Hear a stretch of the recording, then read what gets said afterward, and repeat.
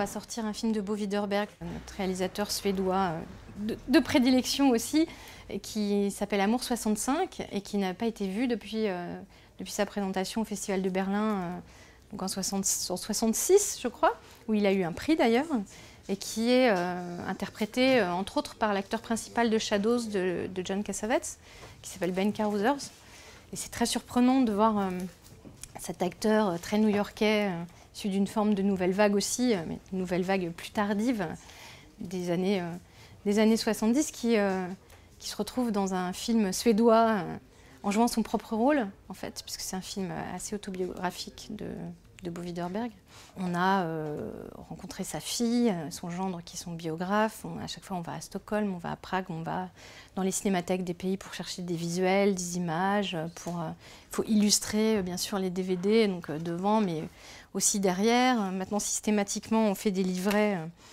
Ça, c'est un film tchèque qui s'appelle Vive la République. On fait des livrets avec un travail éditorial qui permet de recontextualiser le film en s'appuyant sur des articles de l'époque, sur des interviews récentes quand les réalisateurs sont toujours vivants. Enfin bon. Et là, le film, ce sera une découverte totale pour tout le monde. On doit être quasiment les seuls à l'avoir vu.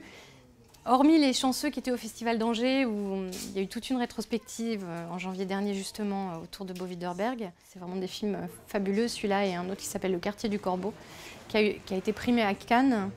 Et un troisième qui s'appelle Joe Hill, qui est un film absolument mythique aussi de Bo Widerberg, qui est son seul film américain, et qui a aussi a eu le Grand Prix du jury à Cannes, et invisible depuis.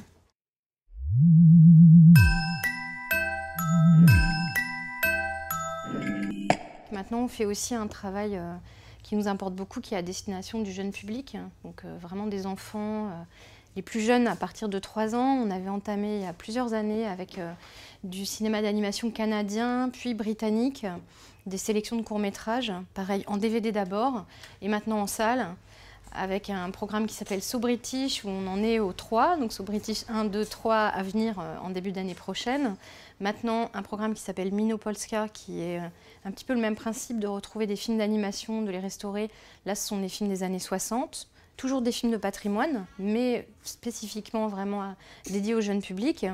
C'est un programme qui dure 50 minutes, à peu près, et qui comprend 5 courts-métrages, mais qui passe dans les salles de cinéma. Là, il y a une 50aine de salles en France qui le passent, donc c'est quand même un beau succès pour nous.